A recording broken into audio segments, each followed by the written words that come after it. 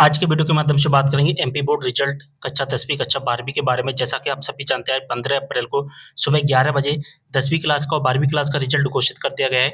लेकिन स्टूडेंट के डाउट है कि सर हम कक्षा 10वीं में और कक्षा 12वीं में फेल हो गए हैं। हम 1 विषय में फेल हैं, हम 2 विषय में फेल हैं, 3 विषय में फेल हैं। अब क्या करें? मैं आपको पूरी जानकारी बताऊँगा। क्या आपकी साल बर्बाद हो जाएगी? सारी चीज़ें मैं आपको समझाने वाला हूँ। तो आपका जो कक्षा 10वीं कक्षा 12वीं का रिजल्ट आया है, आपके किसी विषय के आगे फेल लिखा होगा या एफएलडीटीएच लिखा हो, एपीआईएल लिखा हो, एपीआईएल लिखा हो या हैज के साथ में एपीआईएल भी लिखा हो, जो 10वीं क्लास के स्टूडेंट के में लिखा गया होगा। तो इसका सीधा-सा मतलब है कि आप फेल हो गए हैं, ठीक है? या तो इस 10वीं क्लास के स्टूडेंट में ऐसा भी लिखा जा सकता है, एक विषय में है जो और एक विषय में एपीआईएल या एफएलडीटीएच में से एक हो, तो इसका मतलब आप दोनों विषय में फेल हैं। अब दोस्तों आपको क्या करना है, अगर आप फेल हो जाते हैं, जब स्टूडेंट फेल हो जाता है तो आपके पास में 2 चांस होते हैं, यानी कि 2 ऑप्शंस है आपके पास में। या तो आप सेकंड बोर्ड एग्ज़ाम दे सकते हैं या रुक जाना नहीं योजना एग्ज़ाम दे सकते हैं। तो सेकंड बोर्ड एग्ज़ाम जो करवाता है वो एमपी बोर्ड ही करवाता है। जिस तरह से आपके फरवरी में जो एग्ज़ाम्स हुए थे, जो मेन एग्ज़ाम हुए थे, वो हमारा एमपी बोर्ड ने करवाया था, उसी प्रकार से सेकंड बोर्ड एग्ज़ाम भी एमपी बोर्ड करवाएगा। अगर आपको एमपी जो सेकंड बोर्ड एग्जाम नहीं देना है तो आप रुक जाना नहीं योजना का एग्जाम भी दे सकते हैं, जो कि एमपी एसओएस करवाता है। लेकिन मैं आपको सजेस्ट करूंगा और सभी सरकारी नौकरियों में जो एग्जाम चलेगा वो चलेगा सेकंड बोर्ड एग्जाम। रुक जाना नहीं योजना एग्जाम कहीं कहीं पर फेल भी हो सकता है, ठीक है? क्योंकि ये एमपी बोर्ड नहीं करवाता है, ये एमपी एसओएस यानी कि ओपन बोर्ड करवाता है और इसकी मार्कशीट भी बहुत ज़्यादा डिफरेंट होती है। बहुत अलग मार्कशीट आती है, इसकी लाल कलर की मार्कशीट आती है, जो कि कभी-कभी कहीं सरकारी नौकरियों में नहीं चलती है। तो एमपी बोर्ड ने क्या किया है, एमपी बोर्ड ने क्या किया है दोस्तों, एमपी बोर्ड ने 2025 में इस साल क्या किया है कि जो स्टूडेंट फेल हो गया है, उनको घबराने की ज़रूरत नहीं है। उनको घबराने की ज़रूरत नहीं, जिस तरह से आपके फरवरी में एग्ज़ाम हुए थे, उसी प्रकार से फिर से आपके मई में एग्ज़ाम होंगे और आप फिर से एग्ज़ाम दे सकते हैं, यानी कि आपके पास में पास होने का एक मौका। आपको घबराने की ज़रूरत नहीं है। आप चाहे 1 विषय में फेल हो, चाहे 2 विषय में फेल हो, चाहे 3 विषय में फेल हो, चाहे 4 विषय में फेल हो, ये ठीक है? अगर हम 10वीं क्लास की बात करें, चाहे आपके किसी विषय में हैज़ आई हो, चाहे हैज़ के साथ में एपीआईएल लिखा हो और एक विषय में हैज़ लिखा है या दूसरे विषय में एपीआईएल लिखा है, यानी कि एफएल लिखा है या एफएलडीटीएच लिखा है, तो इसका मतलब आप फेल हैं और अब आपको सेकंड बोर्ड एग्ज़ाम देना ही पड़ेगा, ठीक है? आपको और कोई एग्ज़ाम नहीं देना है, केवल सेकंड बोर्ड एग्ज़ाम देना है और कहीं पर भी आपको दिमाग लगाने की बिल्कुल भी आवश्यकता नहीं है। सेकंड बोर्ड एग्ज़ाम में ही आपको दिमाग लगाना है। अब सेकंड बोर्ड एग्ज़ाम क्या है और ये कब से होगा? तो इस सेकंड बोर्ड एग्ज़ाम में हमारा इसी साल होगा और 15 अप्रैल को ये ऑफ़िशियल नोटिफ़िकेशन आ चुका है और इसमें क्लियर मेंशन है कि कक्षा 10वीं और कक्षा 12वीं द्वितीय परीक्षा के आयोजन के संबंध में। इंग्लिश में हम इसे कहते हैं सेकंड बोर्ड एग्ज़ाम, हिंदी में कहते हैं द्वितीय परीक्षा, ठीक है? बात समझ में आ गई? 2025-26 के जो इसका परीक्षा फॉर्म है कब से कब तक भरा जाएगा? कोई भी एग्ज़ाम हो, उसका हमें क्या करना होता है, सबसे पहले फॉर्म भरना होता है। तो फॉर्म कब से कब तक भरे जाएँगे?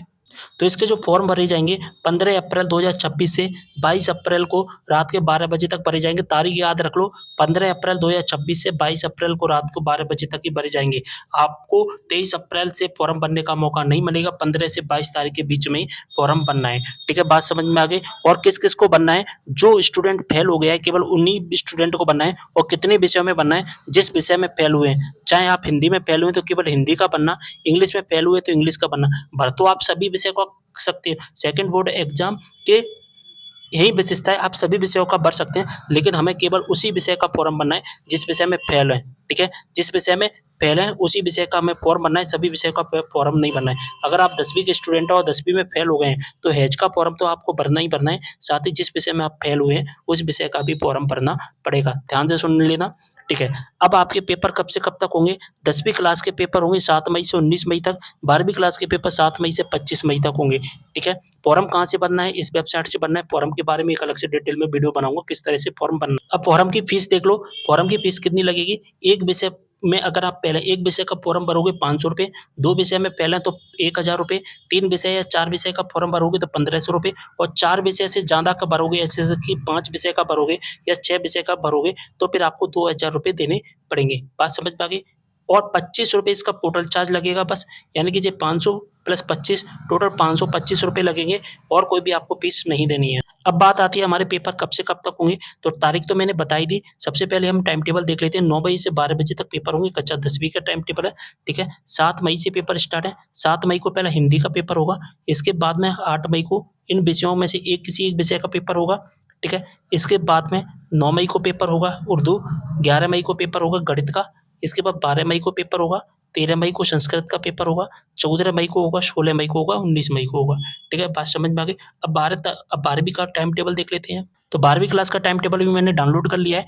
9 बजे से 12 बजे तक पेपर होंगे। 7 मई से पेपर स्टार्ट है। 7 मई, 8 मई, 9 मई, ठीक है। 11 मई को पेपर, 12 मई को पेपर, 13 मई, 14 मई, 15, 16, 18, 19, 20, 21, 22, 23, 25 मई को पेपर होंगे। ये टाइम टेबल मैं व्हाट्सएप ग्रुप में प्रोवाइड करवा दूंगा। व्हाट्सएप ग्रुप ज्वाइन कर लेना, लिंक डिस्क्रिप्शन बॉक्स में मिल जाएगा। टेलीग्राम ग्रुप में प्रोवाइड करवा दूंगा, टेलीग्राम ग्रुप ज्वाइन कर लेना। तो आपको बात समझ में आ गई। तो आपको टेंशन नहीं लेना है। आप किसी भी विषय में पहले एक विषय में पहले एक विषय का फॉर्म भर देना, 2 विषय में पहले 2 विषय का भर देना, 3 विषय में पहले 3 विषय का भर देना। लेकिन भरना ही आपको सेकंड बोर्ड एग्जाम का ही फॉर्म है और कोई भी फॉर्म भरने की आवश्यकता नहीं है। इस बात का आपको विशेष ध्यान रखना है।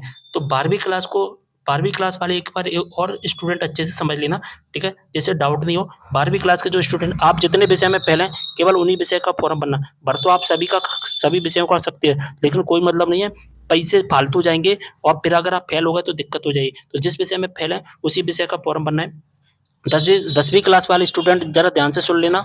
10वीं वाले छात्रों को क्या करना है कि जिस विषय में फेल है उसी विषय का भरना है। देखिए, अब 10वीं वालों के संग में एक दिक्कत होती है, एक तो हैज वाला विषय दिखाई देगा, एक फेल वाला विषय दिखाई देगा। मान के चलिए आपका कोई हिंदी का विषय है, हिंदी के विषय में अगर हैज साथ में एपीआईएल लिखा है तो आपको केवल हिंदी का फॉर्म भरना है, ठीक है। मान के चलिए आपका हिंदी के विषय में तो एच लिखा है और इंग्लिश के विषय में एपीआईएल लिखा है, तो फिर आपको दोनों का फॉर्म भरना है। यानी कि हैज और फेल अगर दोनों साथ में एक ही विषय में तो एक ही विषय का भरना है।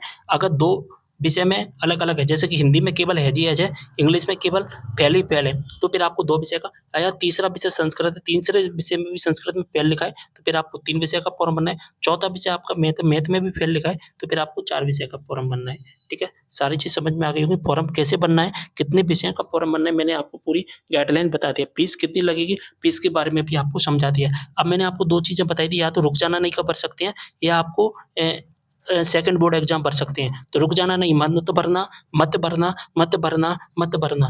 10 बार मैं कह रहा हूँ, आपको केवल क्या भरना है, सेकंड बोर्ड एग्जाम का ही फॉर्म भरना है, जिसे हम द्वितीय परीक्षा भी कह सकते हैं, क्योंकि ये फॉर्म जो होता है, ये पेपर जो होते हैं वो एमपी बोर्ड करवाता है और एमपी बोर्ड की मार्कशीट पूरे भारत में कहीं पर भी नहीं रुकेगी।